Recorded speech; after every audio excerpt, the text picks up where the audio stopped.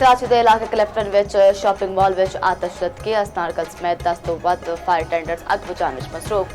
Fire brigade हुकाम के मुताबिक बेसमेंट पेश नेरे ते धुएं दे बायस फायर ब्रिगेड टीम को मुश्किलात का सामना।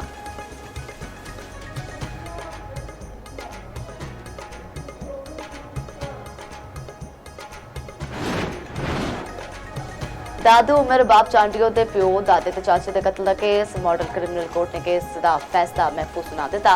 अदालत ने सरदार अहमद खान, बरहान खान, चांडियो समेत 8 मुलजमान बरी कर दिता है। मॉडल क्रिमिनल कोर्ट के जज हसन अली ने फैसला सुनाया।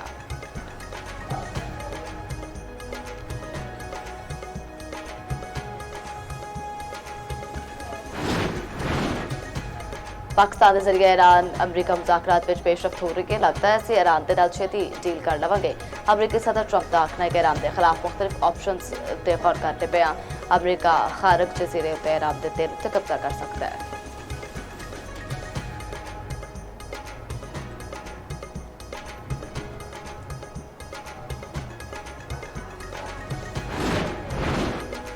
सैकड़ा अमरीकी स्पेशल ऑपरेशन फोर्सेस मशरक वस्ता पड़ गई। अमरीकी अखबार के मुताबिक अमरीका ने ईरान के साहली इलाकों उत्ते जमीनी कार्रवाई की तैयारी कर ली। ईरानी स्पीकर बाकर कालिबाफ ने आखिर है जमीनी हमले का भरपूर जवाब दिता जाएगा। तर्जमान ईरान पाकिस्तान इनकलाब ने आखना है ईरान उत्ते जमीनी हमले के कब्जे का नतीजा संगीन होगा।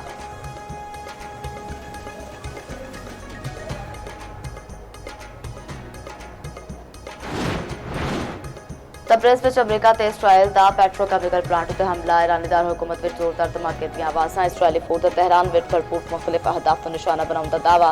बिजली तनसीबात उत्ते हमले। तेहरान उत्ते अरबरस के कुछ हिस्सों में बिजली बंद।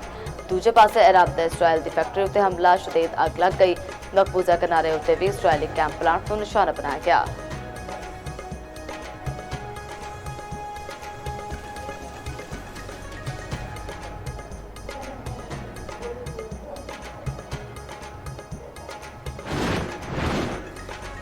मुल्क भर के किते हल्की ते किते तूफानी बारिश। मुख्तलिफ वाक़यात विच 5 अफराद जाम बहक। खुशाब ते गरज चमक नाल बारिश। बकर विच भी आला बारिश। डीजो खान विच भी बदल बस पे। पीटीएम के मुताबिक केपी विच 25 मार्च तो हुण तक 9 बंदे जाम बहक, 47 जख्मी।